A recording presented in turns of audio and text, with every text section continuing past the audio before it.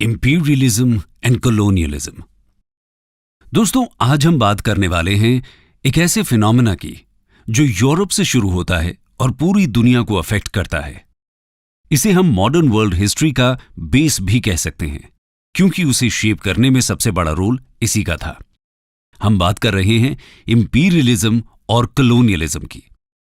आज के लेक्चर में हम इंपीरियलिज्म और कॉलोनियलिज्म का मीनिंग, इसके पीछे के रीजंस और आखिर में इसके कॉन्सिक्वेंसेस को देखेंगे।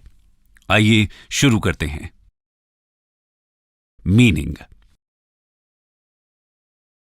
इंपीरियलिज्म का मतलब है कोई स्टेट पॉलिसी या प्रैक्टिस जो पावर और डोमिनियन को एक्सटेंड करने की बात करती है, स्पेशली डायरेक्ट टेरिटोरियल एक्विजिशन के थ्रू या फिर दूसरे एरियाज पर पॉलिटिकल और इकोनॉमिक कंट्रोल हासिल करके।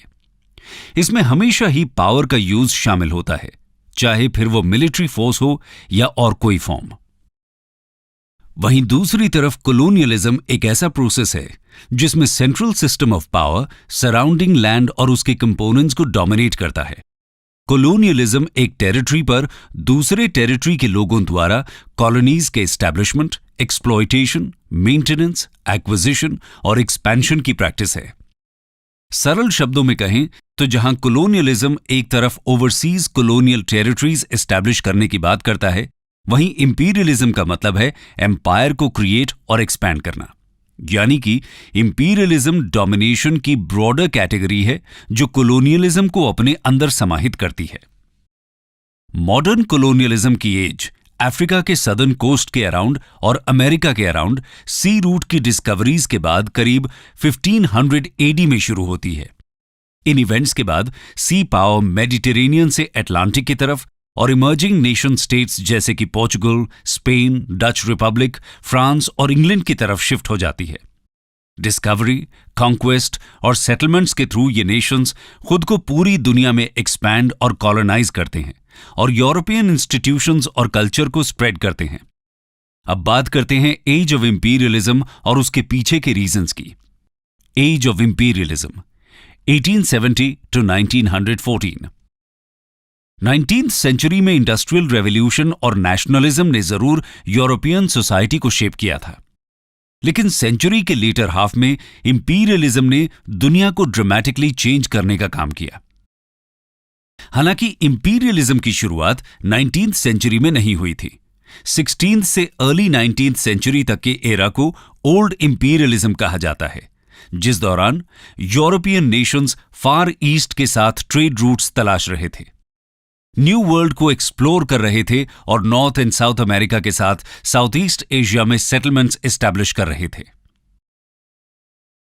उन्होंने अफ्रीका और चाइना के कोस्ट पर ट्रेडिंग पोस्ट सेटअप किए और यूरोपियन इकोनॉमिक इंटरेस्ट की प्रोटेक्शन को इंश्योर करने के लिए लोकल रूलर्स के साथ क्लोजली काम किया। हालांकि इस दौरान इनका इन्फ्लुएंस लिमिटेड ही रहता है, लेकिन न्यू इंपीरियलिज्म के दौरान, जो कि 1870s से शुरू होता है, यूरोपियन स्टेट्स द्वारा वास्ट एम्पायर्स एस्टैब्लिश कर लिए जाते हैं, मेनली अफ्रीका में। इसके अलावा एशिया और मिडिल ईस्ट में भी ये अपना एम्पायर एक्सपैंड करते हैं। इस न्यू इंपीरियलिस्ट एज को इम्पेटस देने का काम करते हैं कुछ इकोनॉमिक, मिलिट्री, पॉलिटिकल, ह्यूमैनिटेरियन और रिलीजियस रीजंस के साथ साथ सोशल डार्विनिज्म जैसे नई थियोरी और टेक्नोलॉजी में एडवांसेस। आइए एक एक करके इनको समझते हैं। सबसे पहले बात करते हैं इकोनॉमिक रीजंस की। इकोनॉमिक रीजंस 1870 आने तक यूरोप के इंडस्ट्रियलाइज्ड नेशंस के लिए अपने मार्केट्स को ग्लोबली एक्सपैंड करना जरूरी हो गया था, क्योंकि इंडस्ट्रियलाइजेशन के बाद ये नेशंस डोमेस्टिक डिमांड से ज्यादा प्रोड्यूस कर रहे थे और ऐसे प्रोडक्ट्स जो डोमेस्टिकली सेल नहीं हो रहे थे, उनके लिए ग्लोबल मार्केट्स अच्छा ऑप्शन साबित हो सकती थी। इसी के साथ बिजनेसमैन और बैंकर्स के पास अब इन्वेस्ट करने के लिए एक्सेस कैपिटल आ चुकी थी और फॉरेन इन्वेस्टमेंट्स रिस्की होते हुए भी ग्रेटर प्रॉफिट्स का इंसेंटिव तो ऑफर करते ही हैं। इसलिए इन्वेस्टर्स भी फॉरेन मार्केट्स का रुख करना चाहते थे। चीप लेबर की जरूरत और रॉ मटेरियल्स की स्टेडी सप्लाई को मेंटेन करने के लिए इंडस्ट्रियल नेशंस अनएक्सप्लोर्ड एरियाज पर फर्म कंट्रोल रखना चाहते थे। इंपीरियलिस्ट्स का मानना था कि इन रीजन्स को डायरेक्टली कंट्रोल करने से, यानी कि अपने डायरेक्ट कंट्रोल में कॉलोनीज सेटअप करने से ही इंडस्ट्रियल इकोनॉमी इफेक्टिवली काम कर सकती है। अब आते हैं मिलिट्री और पॉलिटिकल रीजंस पर। Military and political reasons. Leading European Nations को यह भी लगता था कि मिलिट्री पावर, नेशनल सिक्योरिटी और नेशनलिज्म के लिए कॉलोनीज क्रूशल हैं। मिलिट्री लीडर्स का क्लेम था कि ग्रेट पावर बनने के लिए स्ट्रॉन्ग नेवी का होना जरूरी है। इसके लिए नेवल वेसल्स को around the world military bases की जरूरत थी, जिससे उन्हें कोल और बाकी सप्लाईज मिल सकें। इन नीड्स को सेटिस्फाई करने के लिए आइलैंड्स और हार्बर्स को सीज किया गया। कॉलोनीज यूरोपियन नेवीज को सेफ हार्बर और कोलिंग स्टेशंस गारंटी करती थीं, जिनकी वॉर के समय उन्हें जरूरत पड़ती थी। ब्रिटेन द्वारा इजिप्ट को ऑक्यूपाई करने के पीछे नेशनल सिक्योरिटी एक इंपॉर्टेंट रीजन था। ब्रिटिश एम्पायर के लिए सुएज कैनाल को प्रोटेक्ट करना काफी वाइटल था। ब्रिटेन के लिए यह कैनाल उसके एम्पायर के जूल यानी इंडिया को जाने वाली लाइफलाइन जैसी थी। बहुत से लोगों को यह भी लगता था कि कॉलोनीज का पोजेशन नेशन की ग्रेटनेस का प्रतीक है। कॉलोनीज स्टेटस सिंबल की तरह हो गई थी। अब कोलोनियलिज्म के पीछे के ह्यूमैनिटेरियन और रिलीजियस गोल्स को समझते हैं। Humanitarian and religious goals. बहुत से वेस्टर्नर्स का बिलीफ था कि यूरोप को अपने beyond the seas little brothers को सिविलाइज करना चाहिए। इस व्यू के अनुसार नॉन वाइट्स को वेस्टर्न सिविलाइजेशन की ब्लेसिंग्स मिलनी चाहिए, जिसमें मेडिसिन, लॉ और क्रिश्चियनिटी शामिल थी। 1890s में अपनी poem the white man's burden में रडयार्ड किपलिंग ने इस मिशन को एक्सप्रेस किया। वहीं मिशनरीज ये सोचकर कॉलोनाइजेशन को सपोर्ट कर रहे थे कि इससे उन्हें एशिया और अफ्रीका में क्रिश्चियनिटी स्प्रेड करने का मौका मिलेगा। कोलोनियलिज्म को बूस्ट करने वाली एक थियरी थी सोशल डार्विनिज्म। आइए उसको समझते हैं। Social Darwinism. 1859 में चार्ल्स डार्विन ने अपनी book on the origin of species publish की।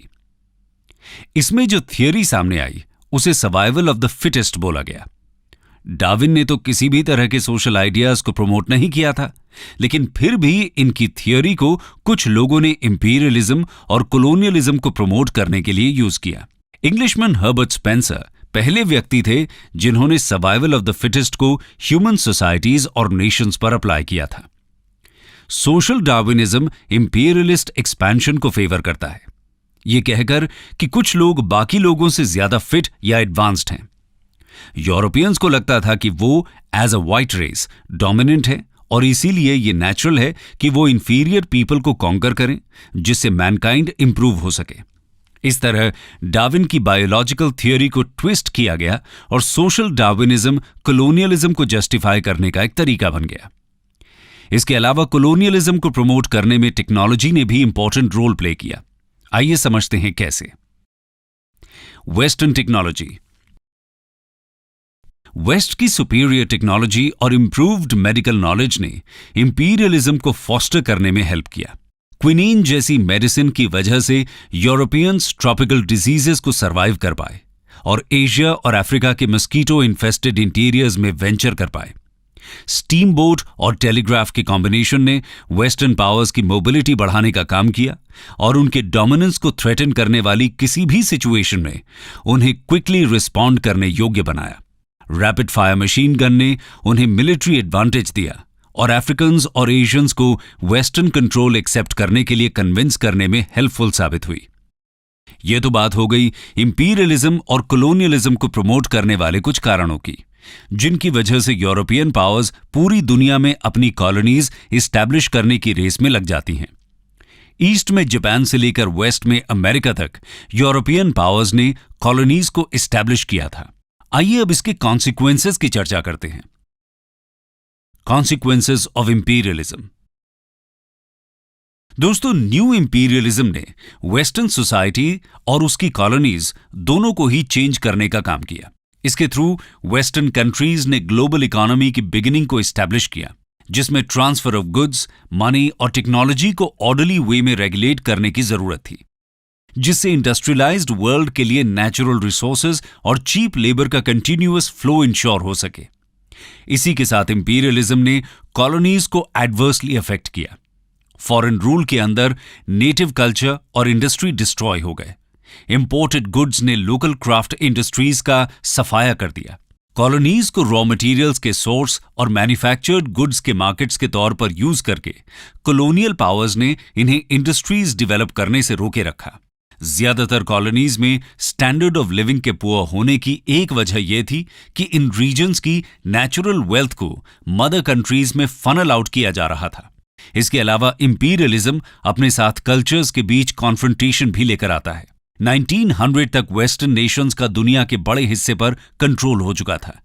यूरोपियंस पूरी तरह कन्विंस थे कि उनके पास सुपीरियर कल्चर्स हैं और लोगों को मॉडर्न या वेस्टर्न वेज एक्सेप्ट करने के लिए फोर्स कर रहे थे। वेस्टर्नाइज होने के प्रेशर ने कॉलोनियल पीपल को अपनी ट्रेडिशंस को री-इवैल्यूएट करने के लिए भी फोर्स किया और कुछ कस्टम्स जैसे कि चाइना में फुट बाइंडिंग और इंडिया में सती को डिस्करेज करने का काम किया।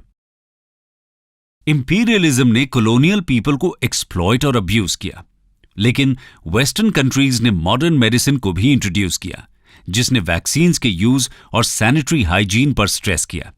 इससे लाइव्स सेव करने में हेल्प हुई और लाइफ एक्सपेक्टेंसी भी इंक्रीज हुई। इंपीरियलिज्म ने बहुत सी पॉलिटिकल प्रॉब्लम्स भी क्रिएट की। यूरोपियन नेशंस ने कई ट्रेडिशनल पॉलिटिकल यूनिट्स को डिसरप्ट कर दिया और राइवल पीपल को सिंगल गवर्नमेंट्स के अंडर यूनाइट किया। ये गवर्नमेंट्स इन एरियाज में स्टेबिलिटी और ऑर्डर इंपोज करने की कोशिश करती हैं, जहां सालों से लोकल कॉन्फ्लिक्ट्स चले आ रहे थे, जैसे कि नाइजीरिया और रुवांडा में। Later half of the 20th century में ऐसे एरियाज में डेवलप हुए एथनिक कॉन्फ्लिक्ट्स को इंपीरियल पॉलिसीज से ट्रेस किया जा सकता है। इतना ही नहीं, इंपीरियलिज्म ने वेस्टर्न पावर्स के बीच भी टेंशन क्रिएट करने का काम किया। सूडान को लेकर फ्रांस और ब्रिटेन के बीच की राइवलरी हो, मोरक्को पर फ्रांस और जर्मनी के बीच की, या फिर ऑटोमन एम्पायर को लेकर राइवलरी की बात, इसने हॉस्टाइल कंडीशंस बनाने में योगदान दिया, जो आगे चलकर वर्ल्ड वॉर 1 का कारण बनती है। कंक्लूजन। दोस्तों, हम कह सकते हैं कि later half of the 19th century और 20th सेंचुरी को इंपीरियलिज्म और कॉलोनियलिज्म ने ही सबसे ज्यादा प्रभावित किया। कॉलोनियलिज्म ने जहां एक तरफ यूरोपियन कंट्रीज को वेल्थी और पावरफुल बनाने में हेल्प की, वहीं कॉलोनीज का एक्सेसिव एक्सप्लॉयटेशन हुआ। इसके पॉलिटिकल, इकोनॉमिक, सोशल और एनवायरमेंटल हर तरह के कॉन्सिक्वेंसेस भी देखने को मिले। सबसे भयानक परिणाम सामने आया 1914 में फर्स्ट वर्ल्ड वॉर के रूप में। वर्ल्ड वॉर 1 यूरोपियन नेशंस के बीच वर्षों से चली आ रही कॉलोनियल रेस का ही रिजल्ट था। इस रेस ने नेशंस के बीच हॉस्टिलिटी को इतना ज्यादा बढ़ा दिया था कि पूरी दुनिया को वॉर की गिरफ्त में आना पड़ा। हालांकि 1918 में फर्स्ट वर्ल्ड वॉर के एंड होने के बाद भी कॉलोनियलिज्म का एंड नहीं हुआ। उसके लिए अभी इंतजार और लंबा था।